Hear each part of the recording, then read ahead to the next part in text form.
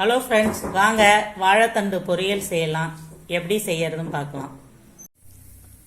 வாழைத்தண்டு பொரியல் செய்யறதுக்கு வெங்காயத்தை சின்ன சின்னதாக அரிஞ்சு வச்சுக்கோங்க, பூண்டு நசுக்கி வச்சுக்கோங்க, கருவேப்பிலை கிள்ளி வச்சுக்கோங்க. வாழைத்தண்டை இந்த மாதிரி சின்னதாக குட்டி குட்டியாக நைஸாக அரிஞ்சு வச்சுக்கோங்க. கட்டை கட்டையாக அரிஞ்சிங்கன்னா அது ஒரு மாதிரியாக இருக்கும், பொல பொலன்னு. இந்த மாதிரினா செம்ம டேஸ்டாக இருக்கும். இந்த மாதிரி அரிஞ்சு வச்சுக்கோங்க. வாங்க வானலை காய வச்சுக்கலாம். வானல் காயட்டும், எண்ணெய் ஊற்றிக்கலாம். வானல் காயுது, எண்ணெயை ஊற்றிக்கிங்க. தேவையான அளவு எண்ணெய் ஊற்றிக்கிங்க.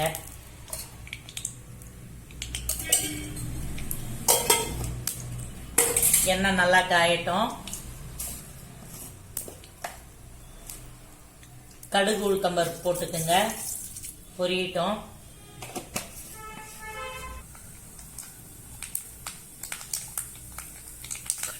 கடுகு பொரிஞ்சிச்சு.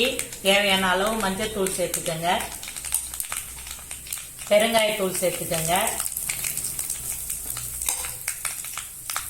பூண்டு சேர்த்துக்கங்க, வெங்காயத்தை சேர்த்துக்கங்க, கருவேப்பிலையை சேர்த்துக்கங்க. சேர்த்து எல்லாத்தையும் நல்லா வதக்குங்க. நல்லா வதங்கட்டும். வெங்காயம் வதங்கிடுச்சு. தேவையான அளவு உப்பு போட்டுக்கோங்க. அரிஞ்சு வச்ச வாழைத்தண்டை அள்ளி சேர்த்துக்கங்க.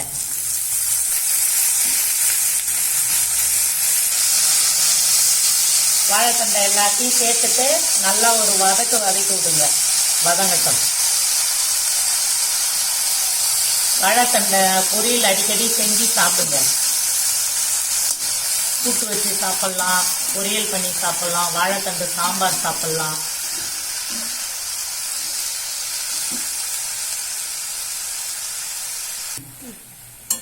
வாழைத்தண்டை எல்லாத்தையும் வெங்காயம், பூண்டு, வாழைத்தண்டு எல்லாத்தையும் போட்டு நல்லா வதக்கி விடுங்க. வாழைத்தண்டுலேருந்தே தண்ணி பிரிஞ்சு வரும்.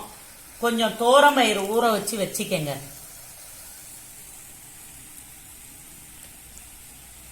தோரம்பயிறு ஊற வச்சு வச்சுக்கினீங்கன்னா இது கூட நாங்கள் தோரம்பயிறு தான் சேர்த்து வேக வைப்போம், கடலைப்பருப்பு சேர்த்து வேக வைக்க மாட்டோம்.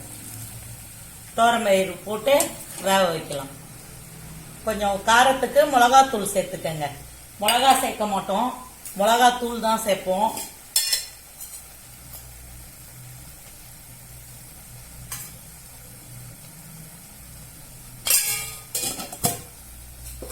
போட்டு கொஞ்சம் தண்ணி சேர்த்துக்கங்க. கொஞ்சமா தண்ணி, அதிலே நீர் உள்ள பொருள்ன்றதுனால தண்ணி விடும்.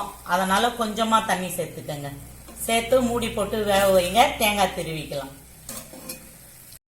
வாழைத்தண்டு அரை வேக்காடு வெந்துடுச்சு. இன்னும் கொஞ்சோண்டு தண்ணி இருக்குது, சுண்டட்டும்.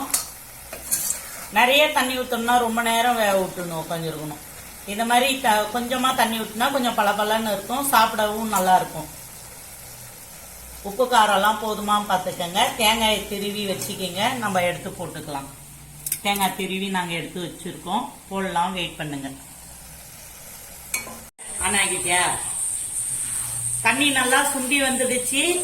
வாங்க நம்ம தேங்காய் பூ திருவி வச்சத போட்டுக்கலாம்.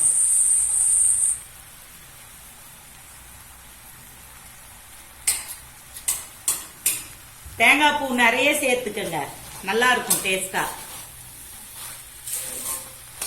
எங்க கிட்ட கொஞ்சோண்டு தேங்காய் தான் இருந்தது, அதனால நாங்க கொஞ்சோண்டு போட்டுட்டோம். நீங்க நிறைய போடுங்க. தேங்காய் பூ நிறைய போட்டு சாப்பிட்டோம்னா நல்லா டேஸ்டா இருக்கும். அவ்வளவுதான். இது தண்ணி சுண்டி முடிஞ்சிடுச்சு.